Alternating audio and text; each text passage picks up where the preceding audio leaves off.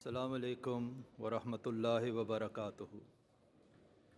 اشہد ان لا الہ الا اللہ وحدہ لا شریک لہ واشہد ان محمدا عبدہ ورسولہ اما بعد فاعوذ باللہ من الشیطان الرجیم۔ بسم اللہ الرحمن الرحیم۔ یہ ہماری اپنی کہانی ہے لیکن ہمیں یاد نہیں۔ جب ہم اس دنیا میں آئے تھے بچے تھے، عاجز تھے، بھوک لگتی تھی تو چل کر ماں کے پاس نہیں جا سکتے تھے، اس لیے روتے تھے اور پھر ماں لپک کر ہم تک پہنچ جاتی تھی۔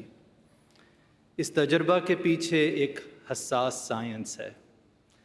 MRI اسکینز کی تحقیق سے پتہ چلتا ہے کہ بچے کے رونے کی آواز ماں کے کانوں کے پردوں کے ساتھ ہوتی ہوئی دماغ تک پہنچتی ہے، اور پھر ایک اتنا چھوٹا سا گلینڈ جس کا نام پوسٹیریئر پیچیوٹری ہے، وہاں سے ایک ہارمون نکلتا ہے آکسیٹوسن، جو خون کے دوران کے ساتھ ماں کی چھاتیوں میں دودھ اتر آتا ہے۔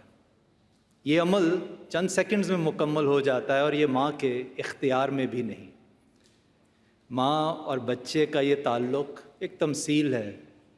اللہ تعالیٰ تو لم یلد ولم یولد ہے، لیکن اس تمثیل میں شاید آج ہمیں ہستی باری تعالیٰ کا زندہ ثبوت مل جائے۔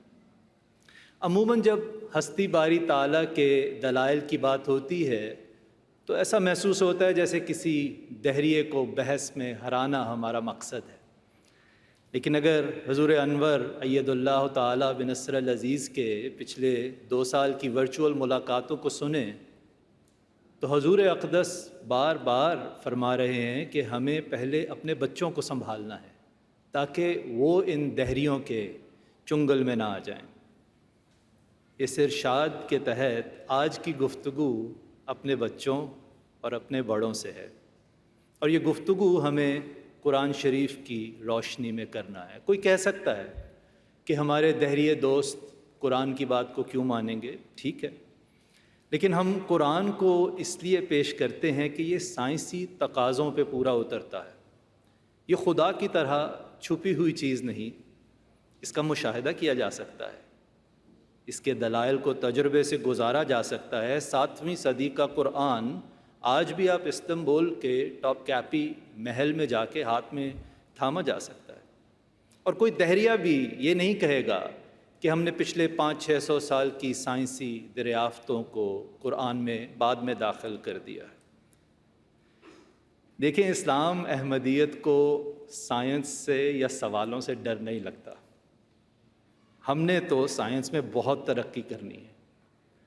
خلیفۃ المسیح نے تو نوبل انعام کو کم از کم ہدف کے طور پہ مقرر فرمایا ہے، لیکن ہمیں پوری سائنس چاہیے، یہ آدھی سی متکبرانہ سائنس نہیں۔ اس لیے جیسے جیسے ہمارے بچے اسکولوں میں اپنی کلاسوں میں آگے جائیں، ہمارا فرض ہے، والدین کا فرض ہے کہ ہم انہیں یہ بتائیں کہ بہت سے سائنسی حقائق قرآن شریف 1400 سال پہلے بیان فرما چکا ہے۔ حضرت مسلم موعود رضی اللہ عنہ کے الفاظ میں ہم اپنے بچوں کو یہ بتائیں کہ قرآن خدا کا قول ہے اور سائنس خدا کا فعل۔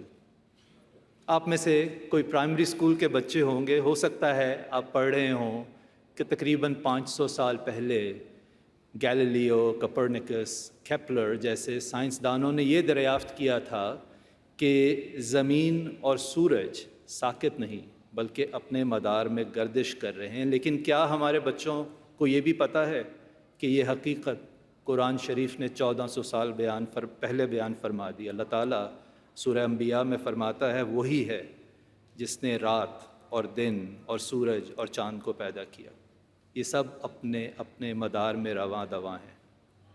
سیکنڈری اسکول کے بچے بایولوجی یا فزکس میں پڑھ رہے ہوں گے کہ قدرت میں ہر چیز کا جوڑا یا پیئرز موجود ہیں، جیسے پھولوں کے نر حصہ کو سٹیمنز کہتے ہیں اور مادہ حصہ کو پسٹلز۔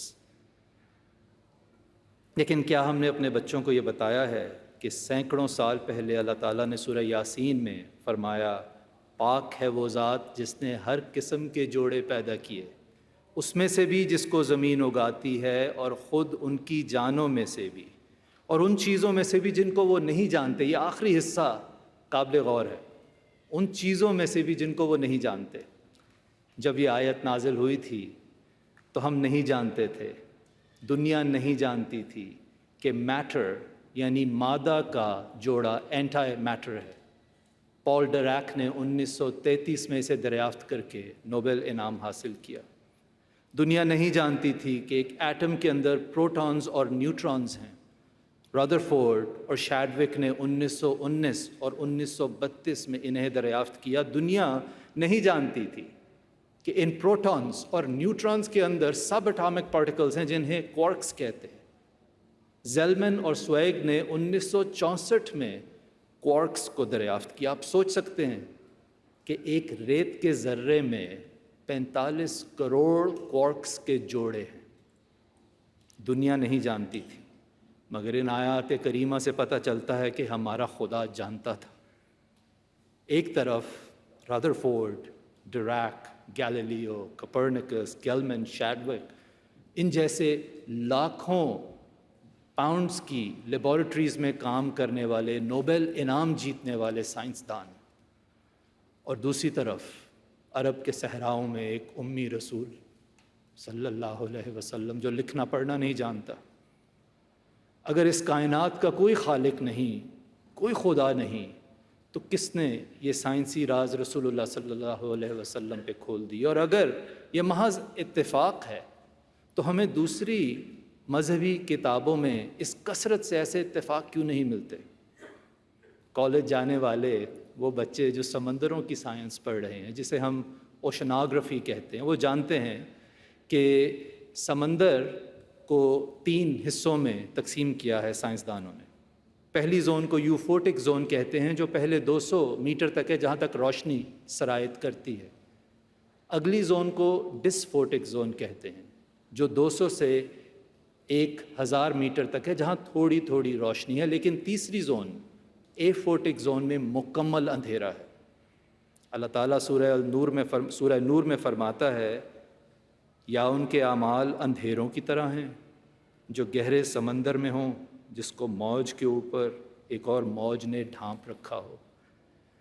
جب 2012 میں جیمز کیمرن بحر الکاہل کی تہہ تک گیا تو اس کا خیال تھا کہ وہ عجیب و غریب مچھلیاں دیکھے گا۔ اس نے کیا دیکھا؟ گھپ اندھیرا۔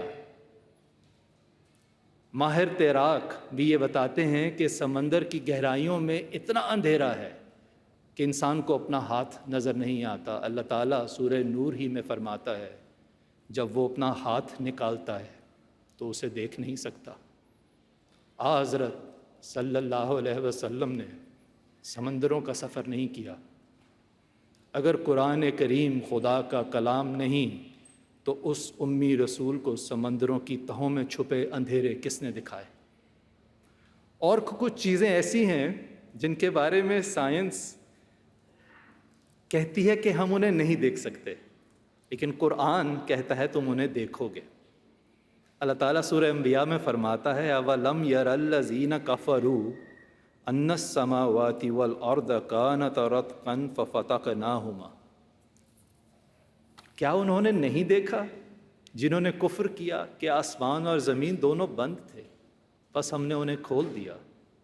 یہ آیت بگ بینگ اور بلیک ہولز کی پیشگوئی کرتی ہے، لیکن مزید غور کریں تو ایک لطیف نقطہ سمجھ میں آتا ہے۔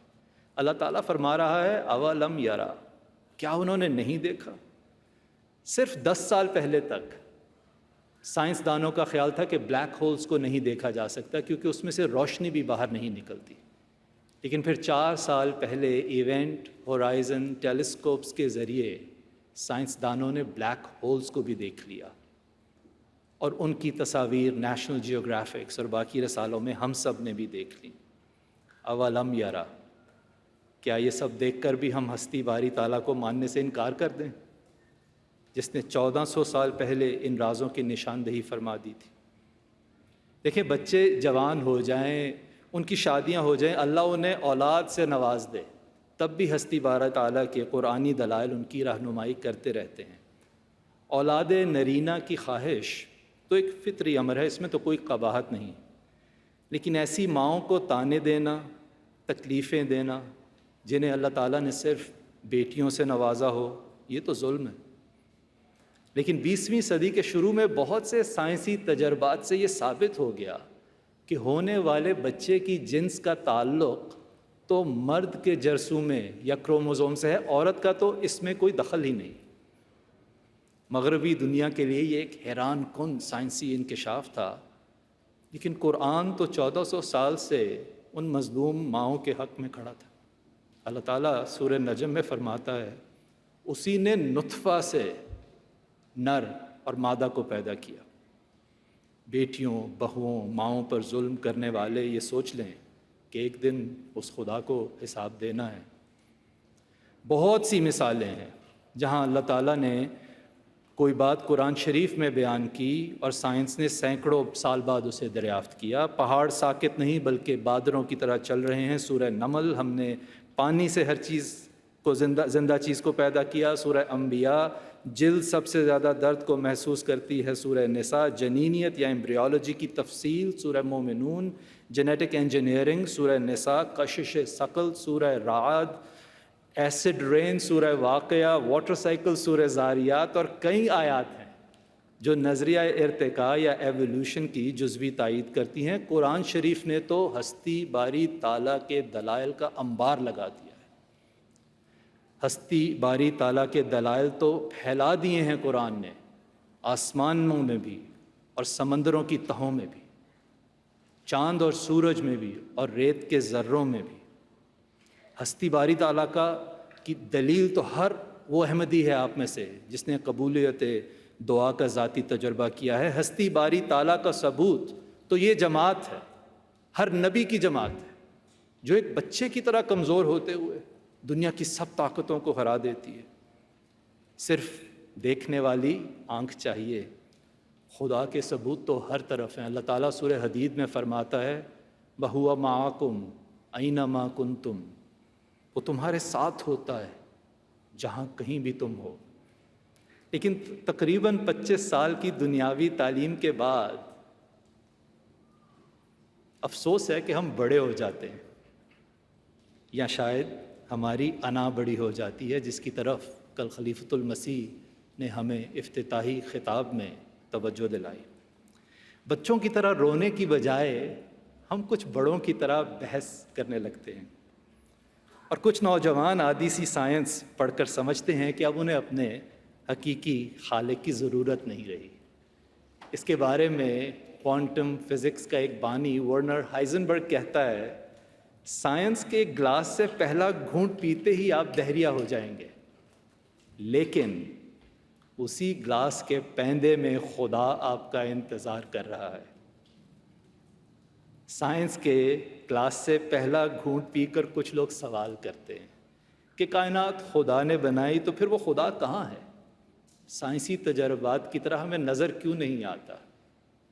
یہ تو ایسے ہی ہے جیسے ماں کے پیٹ میں ایک بچہ یہ سوال کرے کہ میری ماں کہاں ہے؟ نظر کیوں نہیں آتی؟ حالانکہ ماں تو ہر طرف ہے۔ جیسے الیکٹرو میگنیٹک اسپیکٹرم کی شعاعیں ہمارے ہر طرف پھیلی ہیں، لیکن کیا آپ جانتے ہیں کہ انسان کی آنکھ ان 1000 اگر شعاعیں ہوں تو ان میں سے 996 کو نہیں دیکھ سکتی۔ حضرت مسیح موعود علیہ الصلاۃ والسلام فرماتے ہیں، جس کو خدائی کا جلوہ دیکھنا ہے اسے چاہیے کہ دعا کرے۔ ان آنکھوں سے وہ نظر نہیں آتا بلکہ دعا کی آنکھوں سے نظر آتا ہے۔ یہ ہے خدا کو دیکھنے کی سائنس۔ کچھ ایک گھونٹ پی کر سائنس کا یہ بھی کہتے ہیں کہ اگر دنیا خدا نے بنائی ہے تو خدا کو کس نے بنایا ہے؟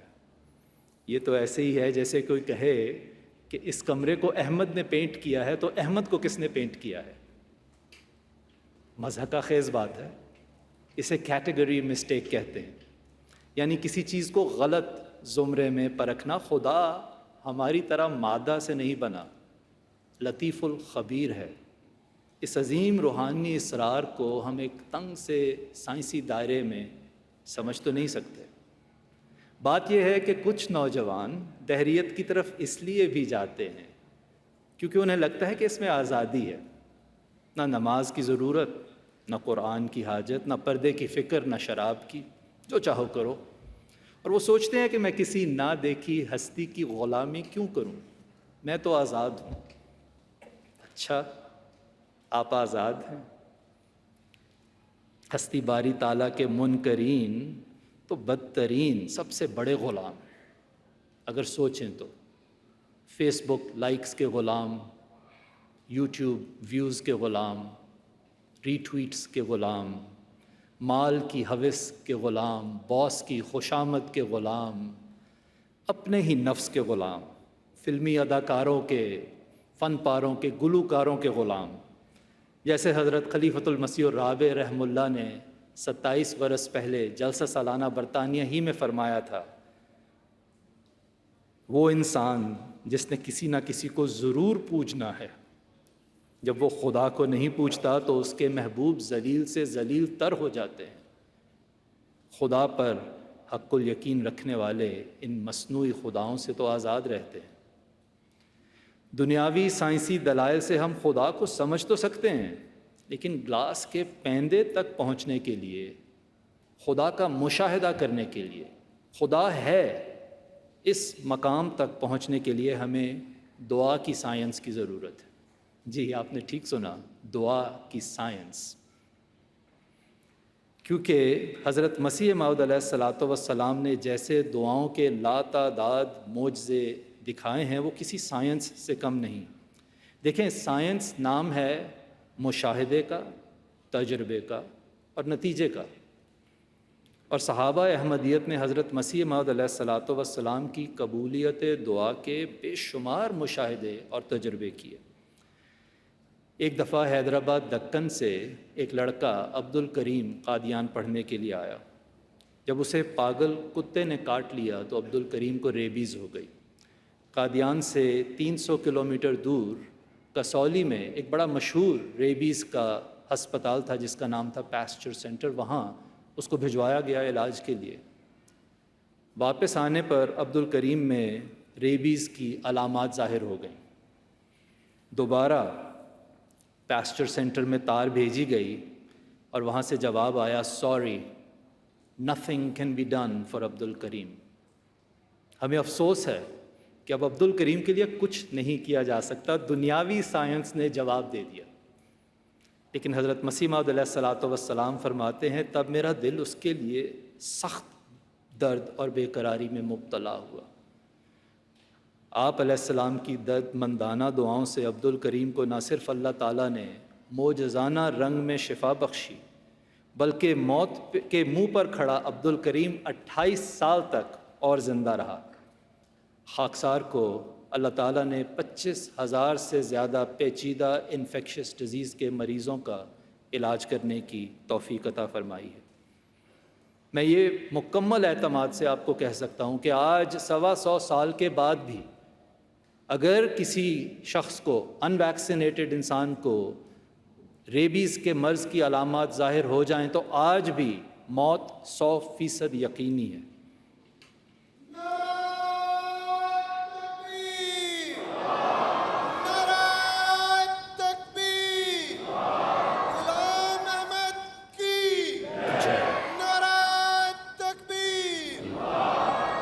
جن صحابہ نے عبد الکریم کی معجزانہ شفا کا مشاہدہ کیا ہوگا، آپ سمجھتے ہیں ان کو ہستی باری تعالیٰ کے بارے میں کسی اور دلیل کی ضرورت رہ گئی ہوگی؟ یہ ایک واقعہ ہوتا تو کہہ سکتے تھے اتفاق ہے، لیکن حضرت مسیح موعود علیہ الصلاۃ والسلام نے تو 200 سے زیادہ نشان صرف حقیقت الوحی میں بیان فرما دیے ہیں۔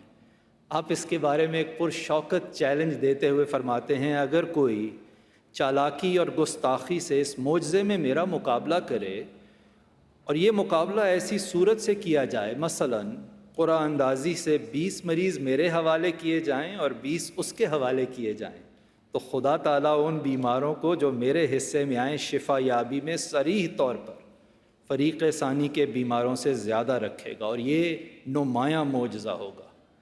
اگر سوچیں تو حضرت مسیح موعود علیہ الصلاۃ والسلام یہاں قبولیت دعا کو بالکل انہی مراحل سے گزار رہے ہیں جن سے ہم طب کے ماہرین کسی نئے علاج کو گزارتے ہیں، جو سٹڈیز ہوتی ہیں جن کے 3 سٹیپس ہیں: رینڈمائزیشن، آؤٹ کم میجرز اور اسٹیٹسٹیکل انالیسز۔ یہی مسیح موعود علیہ الصلاۃ والسلام بیان فرما رہے ہیں، لیکن فرق یہ ہے کہ دنیا کی سائنس پر عمل کرنے سے صرف شفا ملتی ہے، لیکن اس سائنس پر عمل کرنے سے زندہ خدا بھی ملتا ہے۔ یہ دعا کی سائنس ایسی قابل اعتماد ہے کہ آپ کے غلاموں کو بھی زندہ خدا کا تجربہ ہوا۔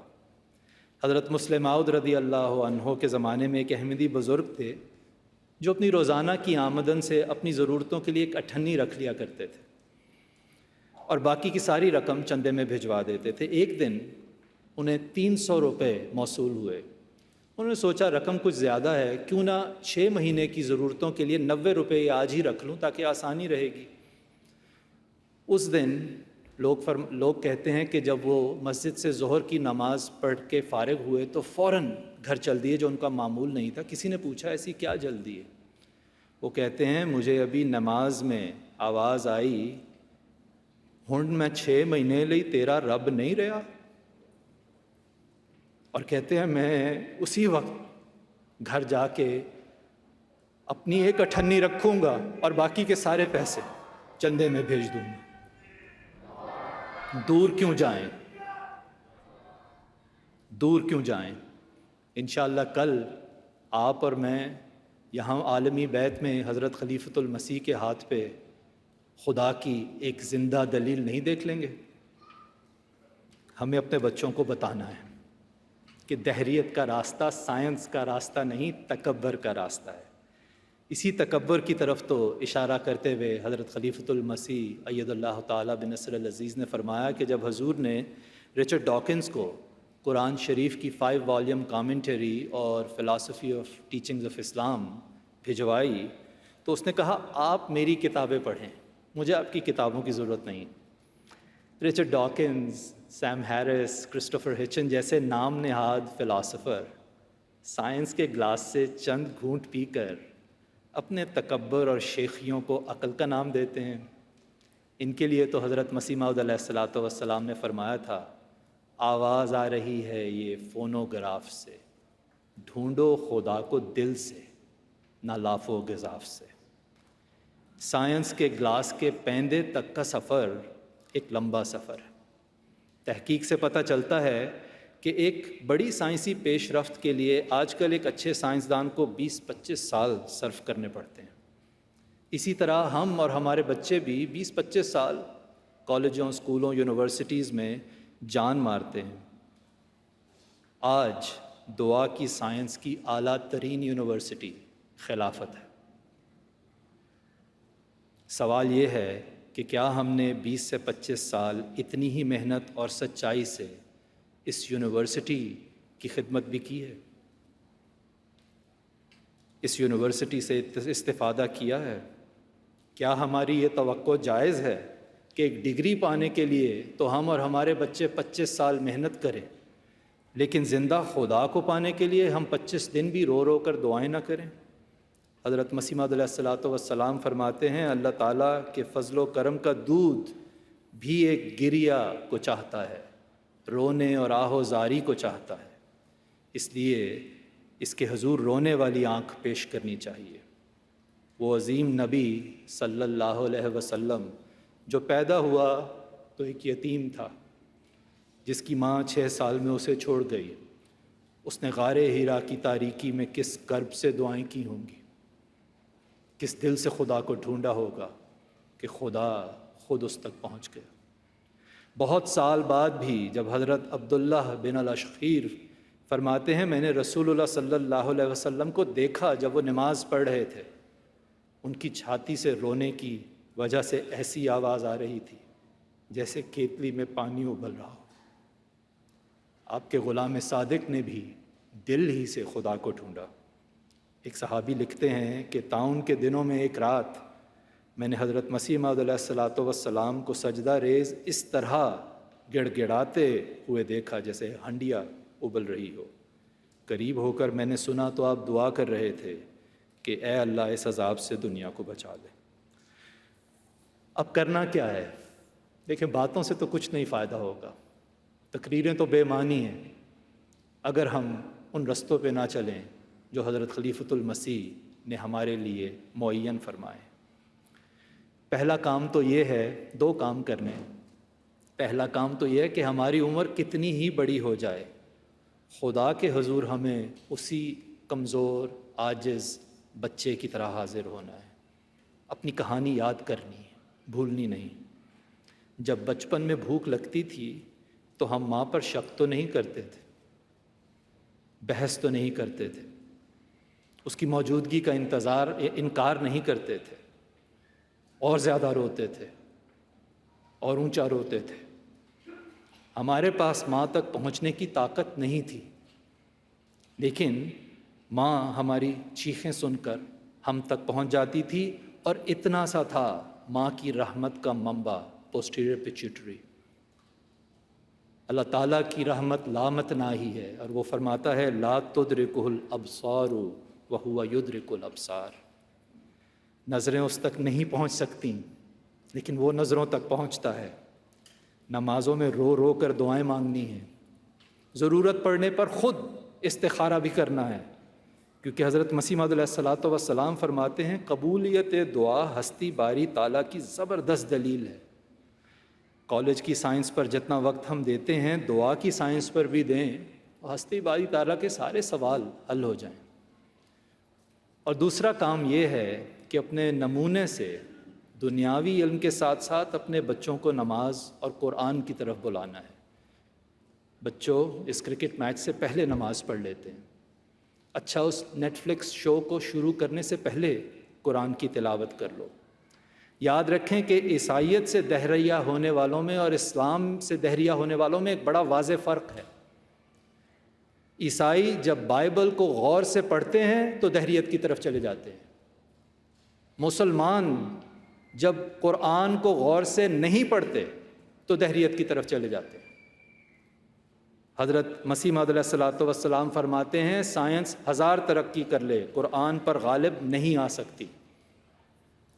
اگر ایک محنتی سائنسدان کی طرح کئی سال تک ہمیں ان بنیادی باتوں پر عمل کرنے کی توفیق عطا ہو جائے، یہ باتیں جن کی طرف حضور انور ہمیں کب سے بلا رہے ہیں، تو اللہ کے فضل سے شاید وہ مقام عطا ہو جائے جس کے بارے میں حضرت مسلم موعود رضی اللہ عنہ نے فرمایا تھا کہ ہم خدا کے ہو جائیں اور خدا ہمارا ہو جائے، ہم خدا کو دیکھیں اور دنیا ہم میں خدا کو دیکھے، تب انشاءاللہ کسی دہریے سے بحث کرنے کی ضرورت ہی نہیں رہے گی، کیونکہ احمدیت کا مقصد دماغوں کو ہرانا نہیں، دلوں کو جیتنا ہے۔ یہ راستہ لمبا ہے، یہ راہ تنگ ہے، پہ یہی ایک راہ ہے، ہم نے مایوس نہیں ہونا۔ اس لیے اب حضرت مسیح موعود علیہ الصلوۃ والسلام کے پر امید الفاظ سے اس گفتگو کو مکمل کرتے ہیں۔ حضور فرماتے ہیں ایک بچہ جب بھوک سے بے تاب ہو کر دودھ کے لیے چلاتا اور چیختا ہے تو ماں کے پستان میں دودھ جوش مار کر آ جاتا ہے۔ بچہ دعا کا نام بھی نہیں جانتا، لیکن اس کی چیخیں دودھ کو کیوں کر کھینچ لاتی ہیں؟ کیا ہماری چیخیں جب اللہ تعالیٰ کے حضور ہوں تو وہ کچھ بھی کھینچ کر نہیں لا سکتی؟ آتا ہے اور سب کچھ آتا ہے، مگر آنکھوں کے اندھے جو فاضل اور فلاسفر بنے بیٹھے ہیں وہ دیکھ نہیں سکتے۔ ڈھونڈو خدا کو دل سے، نہ لاف و گزاف سے۔ وآخر الدعوانا الحمدللہ رب